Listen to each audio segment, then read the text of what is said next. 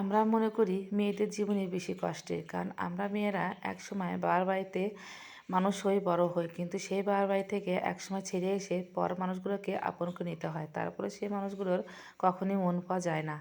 Hello সবাইকে, সবাই কেমন আছো? আশা করি ভালো আছো, আর আমি ভালো আছি। এই তো চলে আসলাম নতুন একটা ব্লগ নিয়ে। এই তো এখানে রান্না বান্না বসিয়ে দিয়েছি। এখানে হচ্ছে বেগুন ভাজি করে নিচ্ছি, আর এই বেগুন ভাজিগুলো কিন্তু খেতে বেশ মজাই লাগে। আর সাথে করলা ভাজি করব। করলা ভাজি করে কিন্তু আমি আজকে ডালের মধ্যে দেব। তো যাই হোক, এই পর মানুষগুলোর জন্য আমরা কতই না কষ্ট করি, তারপরেও পর মানুষের মুখ থেকে সারাদিন পর শুনতে হয় যে কি এমন কাজ করো। এটাই হচ্ছে নিয়ম, এটাই হচ্ছে আমাদের মেয়েদের জীবন। তো যাই হোক, কথায় কথায় কিন্তু অনেক সুন্দর করে বেগুনগুলো ভাজি করে নিচ্ছি। আমরা সবসময় চেষ্টা করি পর মানুষগুলোকে আপন করে এই জীবনে চলতে, কিন্তু সেই পর মানুষগুলো কখনোই কিন্তু আমাদেরকে সেটা ভাবে না। তো যাই হোক, যত কথাই বলি না কেন, সব কথায় বড় কথা যে পর কখনো আপন হয় না, সে যে কোনো মানুষই হোক না কেন। তো এদিকে আমার বেগুন ভাজিগুলো হয়ে গেছে, এখন হচ্ছে আমি তুলে নিচ্ছি, আর একটু কড়া কড়া করে আমি বেগুনগুলো ভাজি করে নিচ্ছিলাম একদম ছাকা তেলে। আর এরকম কড়া বেগুন ভাজি ছাকা তেলে ভেজে খেতে কিন্তু বেশ মজা লাগে ডাল ভাতের সাথে। তো যাই হোক, এই তো বেগুনগুলো ভাজি করে নিয়েছি, এখন হচ্ছে করলাগুলো ভাজি করে নেব। আসলে করলা হচ্ছে আমার বাড়ির কর্তামশাইয়ের খুবই পছন্দের একটা খাবার। যদিও তিতো, তারপরে খুব পছন্দ করে। বলতেছে আজকে যেহেতু নিরামিষ, তাই করলা দিয়ে মটর ডাল রান্না করার জন্য। তো এদিকে আমি ডালটা প্রেশার কুকারে সিটি দিয়ে নিয়েছি, আর এত সুন্দর গলে গেছে, আমি একটু ডাল ঘুটনি দিয়ে সুন্দর করে ঘুটে নিচ্ছিলাম।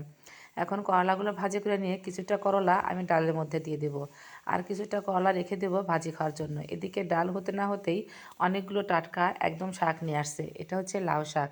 লাউ শাকগুলো দেখে মনে হচ্ছে এই মাত্র একদম গাছ থেকে তুলে নিয়ে আসছে। তো যাই হোক, শাক দেখে আমি অনেক খুশি। তো শাকগুলো আমি এখনই একদম কেটে তারপর হচ্ছে রান্নাবান্না করব। তো কিছুক্ষণ জালটা অফ রেখেছিলাম, শাকটা কেটে নিয়ে এসেছি। এখন ভাবলাম ডালটা ফোড়ন দিয়ে তারপর হচ্ছে শাকটা ধুয়ে নেব। তো যাই হোক, যে কথা সেই কাজ, এই তো পাঁচফোড়ন দিয়ে দিলাম, আর ডালটা এখন সোমবার দিয়ে দেবো। আর ডালের মধ্যে কিন্তু আমি অলরেডি করলা ভাজি করে দিয়ে দিয়েছি। এরকম মটরের ডাল করলা দিয়ে খেতে বেশ ভালো লাগে, বিশেষ করে এরকম ফাল্গুন চৈত্র মাসের দিনে, কারণ মুখে একটু রুচি মানুষের কমে যায়, অসুখ বিসুখও হয়।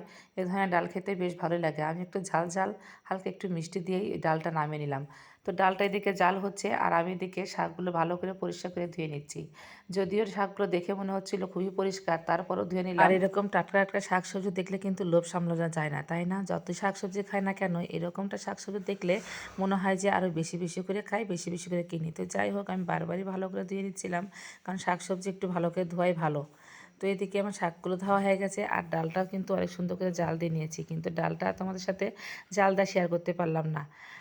এদিকে আমি এই তো শাকটা ভাজি করে নেব। তো তার আগে ভাবলাম কয়েকটা আলুর পাঁপড় ভাজি করে নিই, যেহেতু ডাল ভাত, ডাল ভাতের সাথে একটু এরকম আলুর পাঁপড় দেখলে খেতে কিন্তু বেশ মজাই লাগে।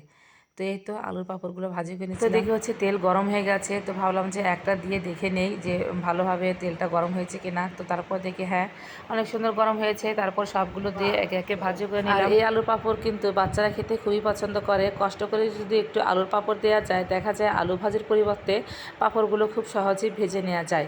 তো যাই হোক, বছরে আমরা একবার দুইবার এরকম পাঁপড় দিয়েই থাকি।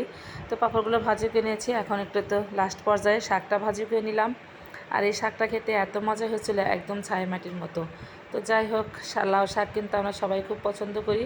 শুধু লাউ শাক না, লাউ গাছের সবই আমাদের পছন্দ লাগে। আর লাউ শাক পছন্দ করে না এমন মানুষ কিন্তু খুঁজে পাওয়াই কঠিন, আমার কাছে মনে হয়। তো যাই হোক, শাকগুলো কিন্তু অনেক সুন্দর করে ভাজি করে নিচ্ছিলাম, দেখে বোঝা যাচ্ছে যে শাকগুলো কতটা কচি ছিল। আর এই নিরামিষ দিনে হচ্ছে অনেক সুন্দর করে তো শাক ভাজি দিয়ে কিন্তু ভাত খাওয়া যায়। শাকসবজি আমার খুব প্রিয়, তার মধ্যে লাল শাক হচ্ছে একটু বেশি প্রিয়। তো যাই হোক, এই তো রান্নাবান্না কিন্তু সব কিছু একদম গুছিয়ে নিয়েছি। এখন সবাইকে গরম গরম খেতে দিয়ে দেবো। কেমন জানি আমার কাছে মনে হয় যে খাবার যে কোনো ধরনের হোক না কেন, গরম গরম খেলে একটু বেশি ভালো লাগে, যদিও এখানে সবই নিরামিষ খাবার। তো যাই হোক, এই তো ডাল, তারপরে আলুর পাঁপড় ভাজা, শাক ভাজা, বেগুন ভাজা, একটু করলা ভাজা, সব কিছু গুছিয়ে নিয়েছি। তো তোমাদের সাথে একটু শেয়ার করে নিলাম। আমার ডাল দিয়ে কিন্তু একদম ধোঁয়া উঠতেছে। তো যাই হোক, এই তো এখন হচ্ছে খাবারটা বেড়ে দিয়েছি ওর বাবাকে, আর অনেক সুন্দর করে একদম থালটা গুছিয়ে দিয়েছি। আসলে বাড়ির কর্তামশাই যদি একটু সুন্দর করে গুছিয়ে খেতে দেওয়া যায়, ভালোই কিন্তু লাগে। কিন্তু আমাদের ভালো লাগাকে কে প্রাধান্য দেয়, তাই না?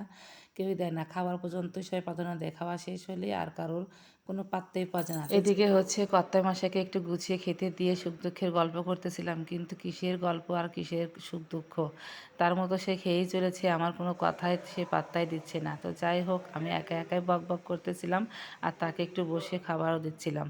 তো যাই হোক, আজকে ভিডিওটা এই পর্যন্তই। ভিডিওটা ভালো লাগলে অবশ্যই লাইক কমেন্ট শেয়ার দিয়ে পাশে থেকো।